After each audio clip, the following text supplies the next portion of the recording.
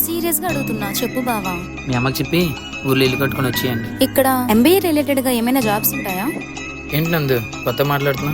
చెప్పు. Agriculture marketing అయితే బాగుంటుంది. అయినా ఎందుకు అడుగుతున్నావు ఇవన్నీ? ఇక్కడ సెటిల్ అవుదామని. మీ అమ్మ ఫారెన్ సంబంధం చూసి పెళ్లి చేసి పంపించేస్తుందిలే. నేను పెళ్లి ఇక్కడే చేసుకుంటాను. ఇక్కడ నీకు సరిపోయిన వాళ్ళు ఎవరు లేరుగా? నువ్వు ఉన్నాగా.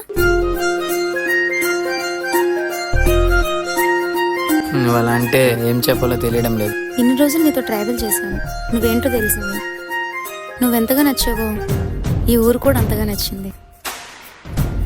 ఈ ఊరితో ఏదో తెలియని బంధం ఏర్పడింది. అలాగే నీతో కూడా ఒక బంధం ఏర్పడాలని అనుకుంటున్నాను. ఇప్పుడున్న జనరేషన్లో పక్కవాడికి కష్టం వస్తేనే మనకెందుకుని అనుకునే రోజులు ఇవి. కానీ నువ్వు ఈ ఊరు కోసం నీ లైఫ్ని సాక్రిఫైస్ చేసావు. నీ వైఫ్గా వస్తే ఎంత బాగా చూసుకుంటావు నాకు తెలీదా? మనం అనుకుంటే అవ్వదుగా.